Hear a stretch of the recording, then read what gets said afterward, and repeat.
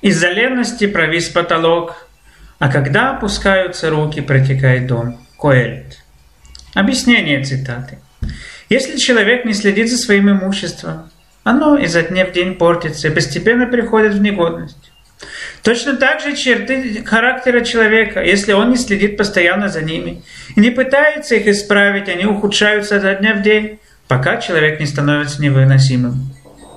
Об этом предостерегает царь Соломон в книге Мишлей. «Доколе, ленивец, будешь ли спать? Когда встанешь от сна своего, немного поспать, немного подремать, немного руки сложа полежать, и придет, как путник, бедность твоя, и нужда твоя, как муж с оружием». Поясняет Рамхаль. Лентяй не творит зла активно, но он приносит зло своей пассивностью.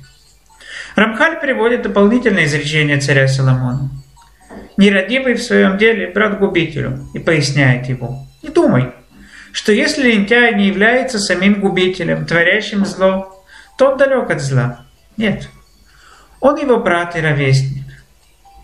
Хазон Иш пишет, что в основе всех дурных качеств лежит забрасывание на произвол судьбы самого себя, когда человек представляет естественным процессом в своей душе идти своим естественным путем.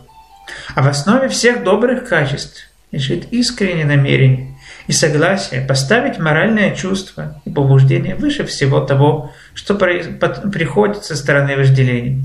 Он утверждает, что если человек не будет работать над собой, он обзаведется всеми плохими качествами, без исключения, и будет образцовно гневливым, и образцовно мстительным, отменным гордецом и так далее.